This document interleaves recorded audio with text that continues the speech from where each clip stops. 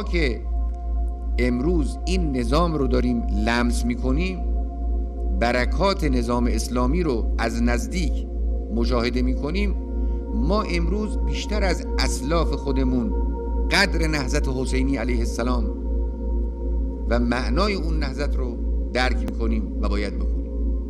اون بزرگوار برای یک چنین چیزی حرکت کرد. اون بزرگوار برای همین قیام کرد که رژیم‌های فاسد و مخرب انسان و مخرب دین و ویرانگر صلاح در جامعه نباشند و نظام اسلامی الهی انسانی مبنی بر صلاح در جامعه استقرار پیدا کنه.